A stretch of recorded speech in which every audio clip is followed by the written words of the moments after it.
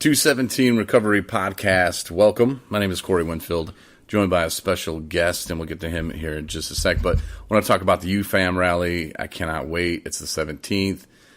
It's next Friday. This is next Friday that you will live on this earth. UFAM rally is going on. 10 a.m. to 4 p.m. There's going to be music. There's going to be speakers. It's going to be motivational. It's going to be fun.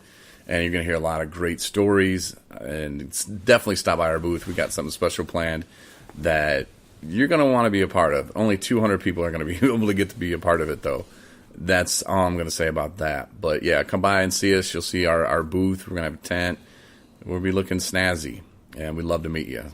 And if you got a story you want to share with us, feel free to stop by. I heard there's going to be some celebrities there, too, so should be pretty interesting. Not sure if the lawmakers are going to come down, but I don't know. I heard that they're a little busy with the car insurance deal right now in Michigan, which needs to be lowered. We all agree, except our governor doesn't. But our governor does agree with us on addiction and recovery, so give her props for that one.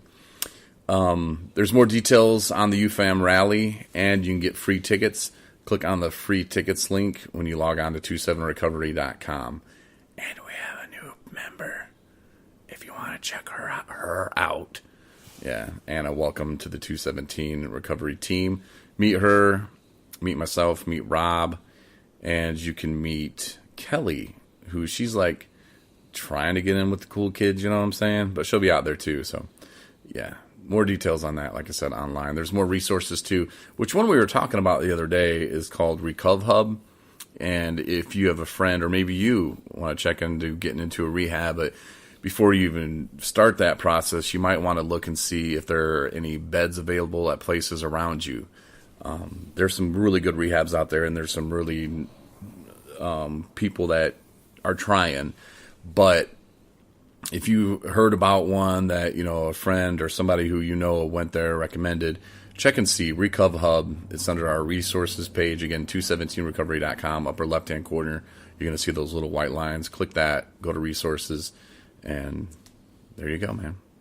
Good deal. Lots of resources there for you. It's 217recovery.com.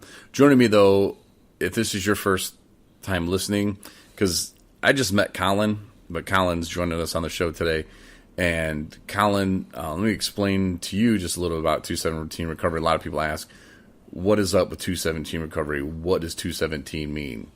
Well, it was the room that we were in. We were at a treatment center together, and I was like, I'm going to do a podcast. I was kind of talked into, you know, actually being inspired to do a podcast about something that I like to talk about and something that I think that people can listen to and maybe get something from. Right. And so we were in room 217, and we always played crazy games, and we had a lot of fun, and people started referring to us as, oh, you know, that's the 217 crew and the 217 games. And I don't know, when I came here and the sober living house that I'm at, and we were all here, and it was like, we're going to do the podcast and 217 Recovery, you know, like, let's do it.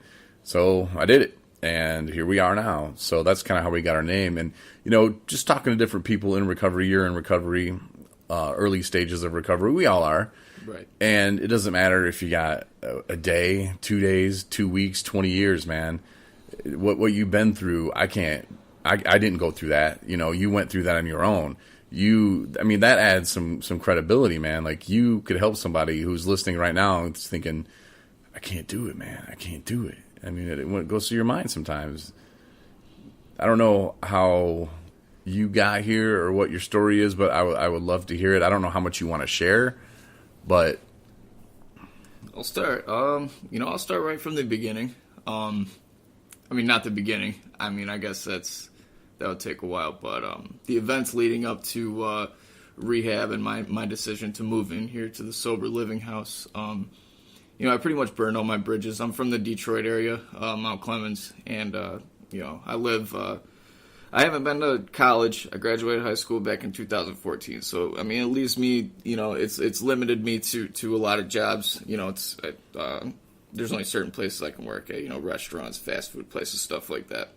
And basically every restaurant and fast food place around me I've worked at and gotten fired from solely because of my drug use. And so the last place I was working at was Tim Hortons. That was the last place that I could think of that was within walking distance that would even give me a chance. And like 2 days into the job, I went in there way too high, had a seizure.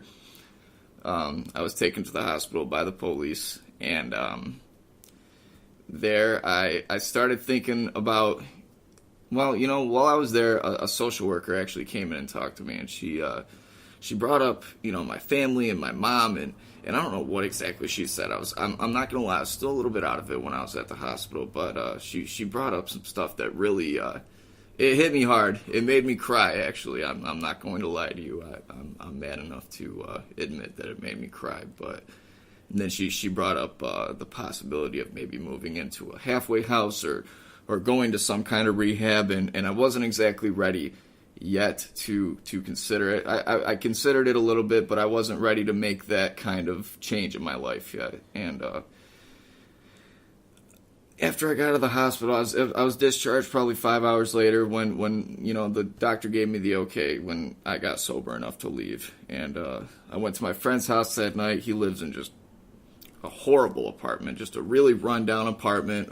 It's a felon-friendly apartment, so I mean you can guess what kind of apartment it kind of is. I mean just beer. I mean he doesn't take care of his house. You know he smokes a lot of crack. I mean he just beer cans laying everywhere, dishes piled up to the ceiling. It was just really dirty, really nasty. I mean, I've known this kid since I've been in 6th grade.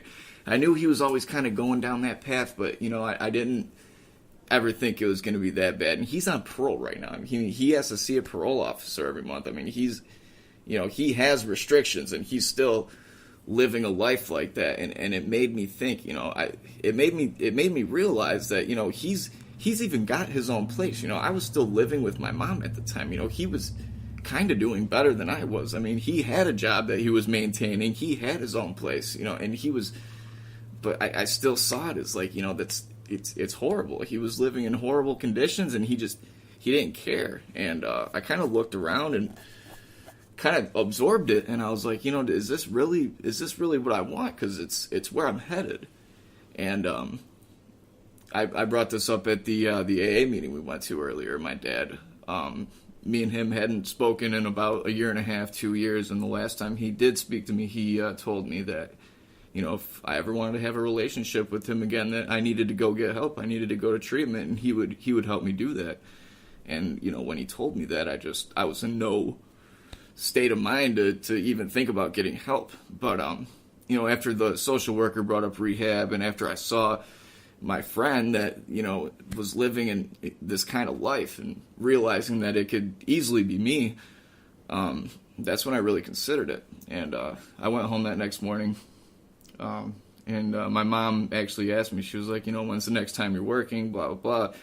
And I knew if I didn't make a change, and I told her, you know, I got fired because I got rushed to the hospital again for overdosing again, you know, she was going to kick me out. That was going to be my last day in that house. And then I would really have no options left, because I wouldn't have a job. I wouldn't have a place to live. I would have no options left. So that's when I told her that I was going to go to rehab. I had made it up. I had made up my mind that I was going to go to rehab. I was going to get the help.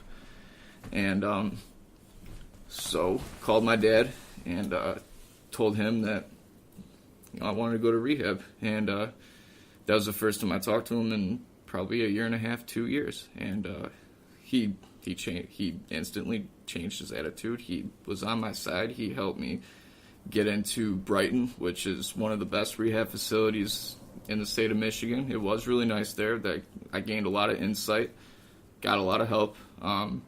However, I was only there for 12 days. That's all my insurance would pay for. So I knew I wasn't ready to go back home. I knew I wasn't ready to go back to my environment. So that's when I made the decision, because, you know, the social worker also brought up halfway houses and 3/4 houses, and I assumed that, you know, I thought that might be a good idea, but I didn't want to go to one around my house just because there's so many places around there that I know where to, you know, get drugs. There's a lot of bars around there. There's a lot of friends I know over there, and it wouldn't be a good idea to go back there. So that's when I decided that I wanted to move really far away.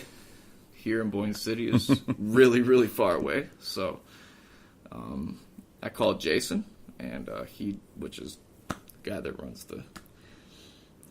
Yeah, and I want to talk about the whole father thing, because when you said that today in the meeting, first I thought, okay, yeah, that's horrible. But then again, like, your mom, your dad, they didn't sign up for this. Right. They don't know what to do, man. And I know I put my mom through hell. Like the 27th of April, I went down there, and her and my sister sat around these same microphones and told me stuff that I've never heard before, and how I made them feel, and how, my mom, she feels like when she goes to the store, and, being on the radio down there in a small town, people know who I am. So, oh, how's Corey? Is he drinking again? And my mom said, no, he's doing good. And she's like, every time I say that, bam, there it is. You're off to another relapse. And she's like, you don't even know it, but she's like, I feel bad now even saying that you're doing good, because I don't know when the next relapse is going to be. She's like, I feel like people, they look at me in the store. This is my mom saying this. She's like, they look at me in the store and they're just like, there's Sandy again. Yeah, our son's an alcoholic, and oh, he's going to die soon. She feels like people are judging her. And I never knew that. I didn't know that. My actions, when I pick up that bottle, I did not know it made her feel that way. And maybe your parents feel the same way too. I mean, we don't know. We're not in their shoes, but they don't know. And your dad saying, I don't know. There is no right or wrong reason, but I know maybe he had people tell him, well, tough love. And there's a movie called Baby Boy with Steve Carell. Have you seen that movie? I have not. Kind of the same thing happens. Spoiler alert. They all die in the end. Not really. But in the end, though, the dad just is like, I can't help you no more, man. Like, bye. And you get to that point of just, what do I do next? And I don't know. That your parents didn't sign up for that. They weren't experts at that. And you really have to, if your son or daughter or cousin, wife, brother, sister, whatever, is going through that, take the time. I mean, there's trainings, there's stuff you can look up. But, giving up on somebody is kind of easy to do, and it's hard to do at the same time. Because what I think really helps and will help you, it'll help me, is hope. I said tonight, hope and inspiration. Yeah. Like, those things are huge. If someone can if I can give you hope, if I can give Rob hope, if Rob can give me hope, if you can inspire me to do this podcast tonight, and you said yes. I asked you and Marcel, and you said absolutely. And Marcel, nah, I'm not going to do a podcast tonight. Nah, I got to go eat fish or something in the house. But, I mean, people don't know Marcel, but, yeah, he'll be on here one day. I tell you that he will, because his story is incredible, too. But I appreciate you sharing that with me. But can you tell me more about, like, are your mom and dad still together? No, they separated when I was 18 years old. They're not officially divorced, but they're separated. They live in separate houses. But you were already in the drug scene at that time? Oh, yeah, absolutely. Just pot or everything? Everything. Okay.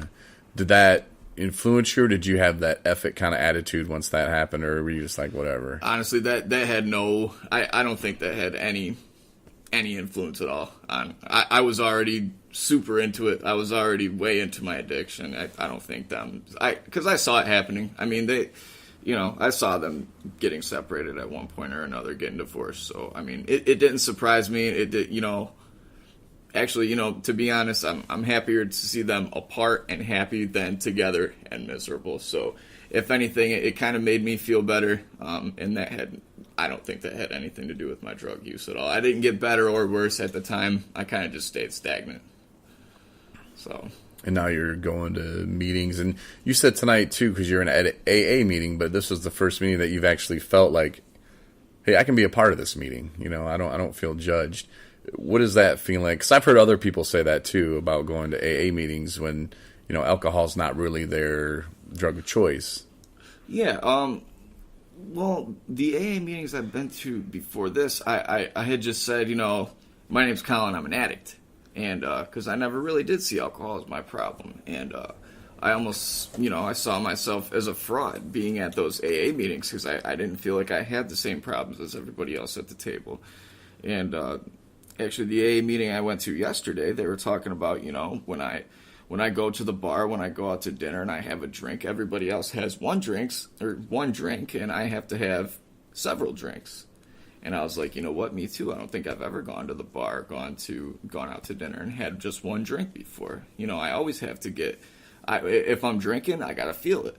I can't just have one drink and be fine with that. And that makes you an alcoholic. That means you have a problem. And so that was really the first time I looked at myself and thought, maybe I have a problem with alcohol as well. I have a using problem, whether it's using drugs or using alcohol. So now I do feel like I can relate with the rest of these guys because there's a trait about me that the rest of these guys share with me. So it did make me feel included, and that's why I was able to get out a lot more today. And a lot of times when I go to AA meetings, I don't say anything because I don't feel like I have a place to. But I did share a pretty decent amount of stuff at today's AA meeting, and I think I'll continue to do so. And is this your first time? Was this your first time at Brighton? Was that the first time you went into treatment then? As an adult, yes. Back when I was 15, I went to this place called Keros. It's in Saginaw, and when I went, I was really just doing it to make those around me happier, to get them off my back, and I really had no desire to change. I had no desire to be sober at all. I knew I was going to use again when I got out. So, yeah, that's one of the things I think when I was early in recovery, like super early, something that kept me or held me back was that thought. And they say it happens to just about everybody, that thought of, well, one day I can use again. One day, maybe 10 years from now, I'll get all this stuff figured out and I'll be able to drink again. Which is an absolute lie, and I've heard other addicts say that same thing. Because to me, alcohol, it's all the same. I mean, people who eat too much, it's all the same. Ice cream can be the same for some. Get some ice cream tonight. It's pretty good. But maybe you'll sweat it out. Maybe I will sweat it out. Yeah. I didn't eat that much, though. Eat a gallon. Eat 10. See what happens. Should we tell? Rob's kind of here in the background. Oh, hey. How's it going? And... okay, all right, now I got to take a time out because now I have to explain it. All right, if you've been around people who drink a lot, Colin, like, it'll come out of their pores. Like, it came out of my pores because your body can't break down the alcohol. Like, so it's like, get out, Yeah. So it comes out of your pores, so you start smelling like it. Yep. Well, so I was thinking that if you ate ice cream in bulk, like that, like just that your body couldn't process it, so it would just spit it out your pores, and you wouldn't gain those extra calories. Even though, I just want to know where's the level of okay. So I'm showing them like on the bedpost here. Okay, here's how much alcohol your body can get rid of. So I'm drinking this, so it's putting this out the pores. So is there a level right here for ice cream to where boom, once I get past this level, this stuff just keeps going. And maybe it just sucks the rest up. So maybe you can lose weight by eating 8 gallons of ice cream. I don't think that would happen. Oh, if only Einstein was alive, Rob. I know. MC squared times MC squared times 8 gallons of ice cream. He might be able to help you figure that one out. But no, he wouldn't, because your body metabolizes ice cream like it metabolizes alcohol. So. But it's liquid. I know, but so it should. Okay. Just saying. Hey, what are your thoughts on that, Colin? Because we got another thing we got to talk about with Colin too. No, I got to go with Rob on this one. I definitely don't think it's going to help you lose weight. That's for sure. But you're not a doctor. Would you please? I'm not. No, I am not a doctor. I will state that I am not a doctor at all. Okay. So it sounds more reasonable though, doesn't it? Okay. Well, here's another one straight from 217 in treatment. Okay. Don't say anything, Rob. I'm gonna pose the question to him. All right. So the Earth. Okay. First of all, don't put your spin on it. I'm putting a spin on it because the Earth spins, right? Sure. Yeah. That's how we get our days. And we get our years, which is 364.6. Some, yeah, 360. It's not 365. That's how we have the leap year. Right. So 364.6 maybe. I don't know. Something days like that. in a year. Yeah, days in a year. So, okay. I'm not talking about the 24-hour cycle. I'm talking about if we took the Earth and sped it up around the sun, it went twice as fast. It would shorten our years, shorten our seasons. So every 30 days would be 15 days. Okay. So a woman's menstrual cycle would be once every 2 months. What is it usually? It would be. Oh, once every Jesus. 15 How old are you, days. Colin? 22. I was going to ask how old he is. Oh, my God. We got. We got to get this guy some condoms. You cannot breed. No, I'm joking. Sort of. But it's a little bit. There's a little bit of jokes going on.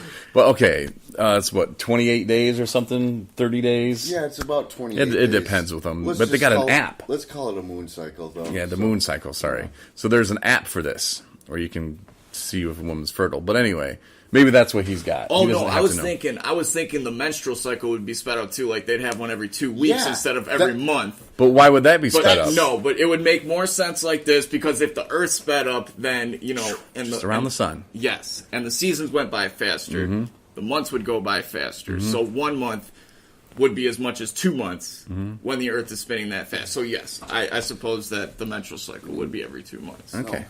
And we would live to like 100, like a normal 60-year-old person that dies at 60 would have died at 120. 120. Yeah, I see that. See, yeah. Now the kid's making sense. Yeah. Who cares about the menstrual cycle thing? Well, I know, and you lost our listeners probably 20 seconds ago with that whole thing, or maybe even 2 minutes ago. I don't know. I was curious, though. I liked where you're going with asking Colin about his family and whatnot. So you're 22 years old, you say? Yes. And I'm just kind of jumping in here, everybody. Sorry, I was a little late coming in, or I didn't know what was going on. But anyway, the point I'm getting at is, so when did you start getting into, like, heavy drugs? How old were you? The first time I really got into heavy drugs was over-the-counter medications, and that was when I was 13 going on 14, so it's been quite a while. 13 going on 14? Yes. So are you talking, when you say over-the-counter drugs, like heavy, like Oxycontin, oxycodone, or are you talking about, like, something that's a little more mild? It started off as like cough and cold medication, stuff that you can get over the counter, and after I tried that, my mom, she's got a lot of stuff wrong with her, so she has some of the harder drugs. She's got Oxycontin, Norcos, she takes Xanax, stuff like that. So, when I was 13, 14, she didn't think about hiding her purse, hiding her medication, so I would get into it. And so it was around the same time. I tried the over-the-counter stuff first, and then I tried Norcos, Oxycontin, stuff like that. Probably when I was 14. All right. Well, because the reason why I ask is that where I'm going with this is I seem to, and it sounds like a trend that has been happening with younger people as they've been growing up, have been getting into like oxys and Norcos and what in the same fashion, where they get into their parents' medicine cabinet or their parents have them laying around and they start out that way. And that's why I asked, because, and then what, did you get into heroin later on? Well, actually, and I was gonna say that because I live close to the city, and a big thing over there is lean, codeine and promethazine mixed with whatever you want to mix it with. Yeah. So that's I got into that as well. That's really expensive. Codeine's super expensive. It can get up to $1,000 a pint sometimes. So I never tried. I didn't try heroin up until I was about 17, 18 years old. I never shot it up. I did try snorting it a couple times. But a lot of the people I hung out with, they did look down on heroin. They would have beat me up if they found out that I was doing heroin. Pills and weed and whatever, my over the counter stuff that that was on me. That was whatever I wanted to do. But heroin, crack, they would have looked down on that. They would have beat me up for it. So I tried. I had to try that stuff with my white friends behind the scene. You know what I mean? So. Yeah. Okay. I didn't mean to jump in there, but I just figured it. Because that's a trend that I've been seeing happen, like with millennials and the younger kids, as they've been getting into opiates and harder drugs at a lot earlier age. And I don't know if it's just accessibility or what. So That's Well, actually, Marcel brought that up too. He's like, the first day I got here, I met Marcel, and he's like, yeah, you younger guys really seem to like your opiates. And I was like, you know what, we really do. Opiates is really kind of a younger generation sort of thing, sort of trend that's going on with the whole opiate epidemic and whatnot. I've seen a lot of people overdose. I've seen a lot of people die. I've seen a lot of stuff happen because of the opiate crisis and the epidemic. And making a big deal about the opiate crisis, it should be getting better, but I really don't feel like it is. I feel like it's just staying stagnant. It's not improving at all. I mean, doctors, I feel like they're trying harder to not prescribe opiates. They're trying harder to prescribe alternatives right to opiates, non-opiates, non-narcotic medications, but I really don't feel like it's improving that much. So maybe that's something Corey would want to talk about in another podcast, but I mean, that seems to be the thing is opiates is a big deal now. The thing of it is opium is one of the oldest drugs that people have been doing for centuries. But up until, the past couple decades, it really hasn't gained a lot of, I don't know, is notoriety the right word? Popularity, whatever, like in the drug community, because in the 80s it was cocaine, in the 70s it was a lot of everything, Quaaludes, stuff that you don't see anymore. In the 90s, heroin started coming back in a little bit, and started getting a little bit more popular. And then, 2000, all of a sudden, boom, and it's just, so now it's an epidemic because why? It was easily accessible, and now you're talking about, it being an epidemic, and doctors don't want to prescribe pills, so what are people doing? They're going to the street to get heroin instead. So it's not solving the problem. It's more or less making it worse, I think. And I don't really know. I mean, alcohol was my drug of choice. I dabbled with some other things, but like Suboxone. I've heard people say, "Oh, I was on Suboxone," and that's worse. Have you ever tried some, or not tried Suboxone? I mean, well, I think you can buy it on the street too, but doctors will prescribe it to you, right? Actually, the first time, yeah, they will. They will prescribe it to you. The first time I actually ever tried Suboxone, I was in jail. This guy got Suboxone in through, I don't know how he got it in, but he got it in somehow, and that was the first time I ever tried it, was in jail. And it is a lot like it's a lot like heroin, it's a lot like opiates. I mean, it feels pretty much the same, the itchy nose and it's the same feeling, it really is. And I hear it from pretty much every heroin addict, every opiate addict that I talk to. They say that the addiction to Suboxone or not the addiction, but the withdrawal is worse than coming off of heroin. And they also have methadone, which you can also do. You can go to methadone clinics, and that's another way that the government will try to, well, not the government, but doctors and whatnot, they'll try to get you off heroin by putting you in a methadone clinic, and that's just as bad as heroin. It's worse. That's It's worse. It absolutely is. Not to get into me, but I detoxed off Suboxone for 14 days, and it wasn't fun. I decided I'd never ever get on methadone because I saw people go through methadone withdrawal, and it was hard watching them go through it because I knew what they were feeling, but it was just prolonged. Yeah. For such a long period of time because it gets into the bone marrow of your body, and it's hard for it. It's a sticky opiate, and it's hard for your body to get it out. So, I don't know if the mic's picking me up. It is. So if somebody's listening right now and they're like, I'm going to have to get a fix tomorrow, otherwise I'm going to get sick, what advice would you give them? I mean, obviously, they should probably take a real deep, hard look at themselves and their situation, and they don't have to live like that anymore. I mean, that's, Rob, you said it, it's tiring, and you're so happy you don't have to do that anymore. But what would you guys tell somebody who's who's thinking like, man, I want to change. I don't want to live like this anymore.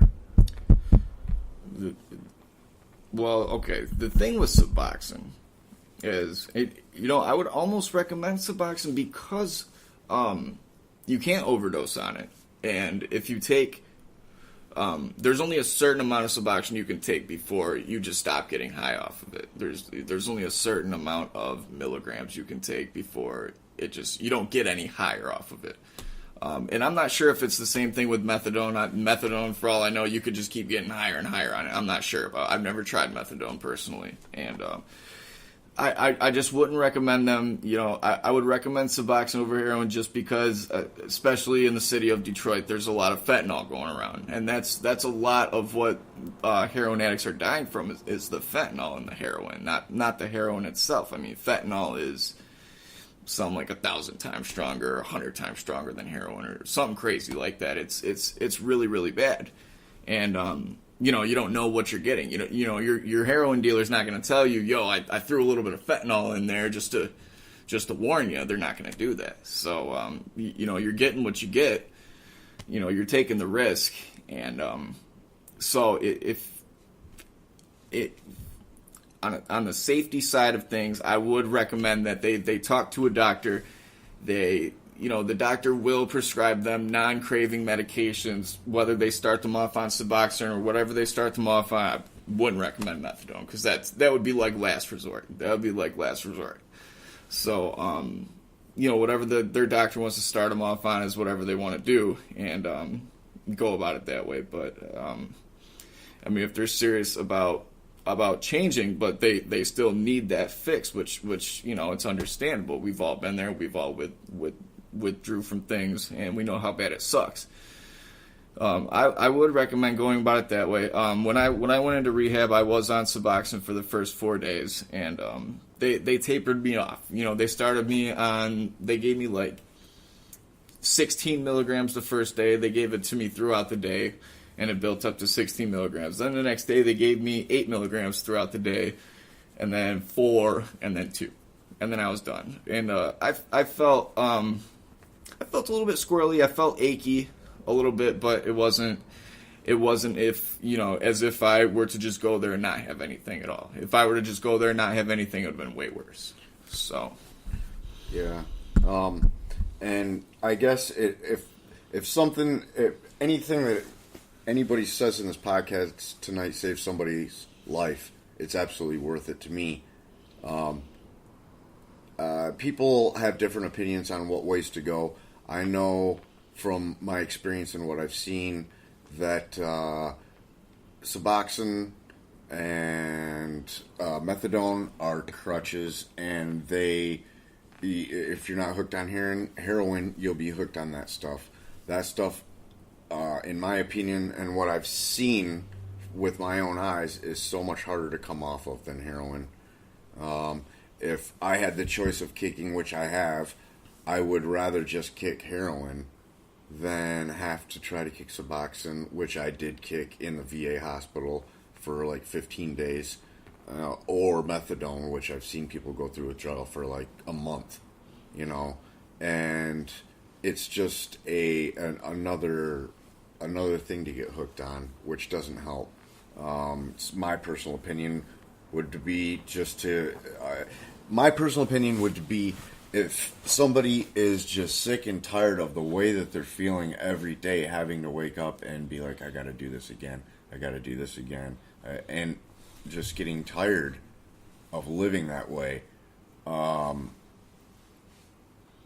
get a hold of people in, would it be CMH, community mental health, or would it be... It depends where they live. Okay, well, I want to give the right information as far as who they should contact, as far as getting into a rehabilitation center and having them...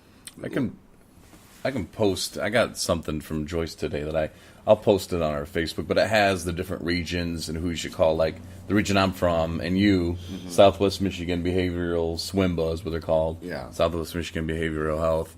That's who you'd contact. But, there's different ones, but we'll post them on Facebook. You know, post that picture. Maybe I'll leave it up, something. And you should I can get into this after the podcast, but give the information as far as getting into a rehab and be monitored, by medical staff while you're going through detox, and they can help with it.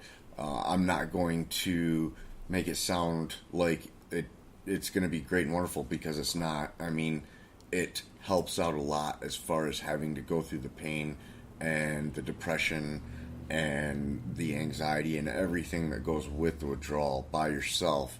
If you're being monitored, then they can help with all of that and give you medication that will help out a lot. And the thing of it is, once you go through that and you get through the withdrawal, you don't ever have to go through it again. And that's something that really sticks in my mind. And it's something that sometimes I don't even think about and I take for granted. I'm like, you know what? I don't have to deal with that anymore. I don't have to struggle with that. I don't ever have to feel that way again. And it's a good feeling. Yeah, so pretty much, you guys, that was great advice. And, Colin said, hey, I went to a treatment center where they gave it to me. It was no doctor saying, hey, take this. See you in 2 weeks. I'll write you another one. Hey, here's another script. Get you hooked on it. Like Rob said, you don't want to go through that. But, you can also do what Rob says too, and just be like an alcoholic and just write it out. Yeah. Ain't nothing for us. They tell you, oh, we'll give you this. It makes you less sick. No, it doesn't. No, it's hell, and yeah. Rob's right. And Colin was shaking his head, yeah, too. Like, you don't have to go through it again. I don't have to drink. I didn't drink today. Tuesday, I got 5 months. That's what's up. Woo, woo. Right on. So, good job. Yeah, and hopefully this will be the last 5 months I have. It's getting old.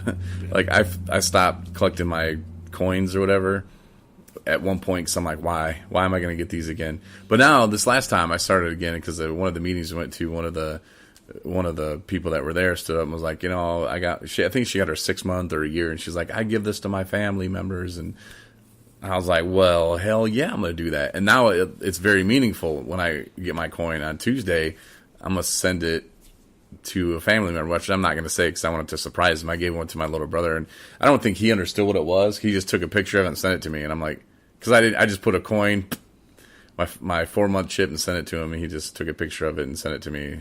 Didn't say anything. I'm like, okay, you got it. You do not know what's going on, but he'll figure it out one day. But yeah, well, guys, thanks a lot, Rob. That's cool. I'm glad you could come up here and join us and talk to Colin and hear a little bit of his story. And yeah. Colin, thanks for sharing, man. It's not easy, but it helps. And every time you talk about it, dude, it gets so much easier. And, I hope that Rob and I can kind of be your big brothers or your dad. Right. Hey. How old is your mom, bro? All right. Probably closer to your age. Whoa! You're probably closer to her age. She's than 27, my bro. age, so. She's 27 now. No, she's about 40-ish, right? Yeah, around there. Early 40s, yeah. Yeah. And single, too. So She not a little person, is she? No, yeah, I know that's kind of what you're into. Whoa. I heard that earlier. Whoa, so. who heard what? No, all I said was it'd be easy to kidnap a midget. That's what I said. Oh my God. I'm going to put that on a t-shirt. Blast, you weren't the one talking about the midgets twerking earlier? Yeah, well, maybe. I don't know. Was that me? Was it? I don't know. But I'm just saying. I mean, I'm going to get t-shirts made up, maybe. Come up Midgets would be easy to kidnap. And then, because then Naveed was like, no, they wouldn't. They'd be biting you and kicking and screaming. I'm like, yeah, maybe so. Yeah. Oh, wow. Where were you at? You weren't down there? Oh, yeah, I think I was. I just wasn't paying attention. I think you tuned it out. I think you were just like, oh, Corey and the little people again. Yeah, that's pretty much what it was, too. Yeah. I was like, I kind of tuned it out when I heard the little people thing. I was like, oh, boy. So if you're sticking around for little people talk, thank you. We appreciate it. Send in your donations. I'm gonna get that van I've always wanted. Just have like a pot of gold painted on the side of it. With a rainbow, dude. Yeah. Just driving by real slow. We're playing clown music or something. What kind of music they like? I don't know. I don't know. Probably The same music as everybody else. likes. Yeah, right. What the hell? I don't know, man. I'm just saying. You picture me. Oh. I'll be all gold out. Just have gold chains on. Like, what's up? Slide the door open. Get in. Here's this little step ladder. Oh, Or what if I had like just an arm, just like a, it would just reach out, you just pick them up, and scoop them in. oh, Nope, that's a dude. oh boy. Oh, that's crazy. Never mind. I'm not even getting into transitioning stuff. Yeah. We're gonna transition right out of this talk. Yeah, let's do that. How about that? Again, you can donate. The GoFundMe page. Yeah. Also, the PayPal is on there too. 217recovery.com. We're just kind of kidding, sort of, maybe just a little bit. Yeah, we're kidding. Just joking. Where's our? We're just kidding. But no. Whoa. Wow, what's up with that? I know. But yeah, please donate. Like I said, we're UFAM rally. Come see us. See us at our tent. And Kick it with us. Tell us what's up. Give Yeah. us a little background on what's going on with you. yeah, it's gonna be a good time. It's gonna be a good time. All right. Everything else 217 related. Hit us up. You got questions? You think somebody should reach out, talk to us, want to tell their story? Feel free. Our emails, everything. Go to our crew page. You can find us. It's 2019. You can figure that out. Sorry, Mom, you couldn't. I mean, thanks for the donations, Mom. Stand her good side. Her and Joyce bought us a tent. Yay! Right. Woohoo! All right, Sandy and Joyce. Yeah. All right, thanks again, Colin. No problem. Thanks for having me, guys. Appreciate you. Till next time.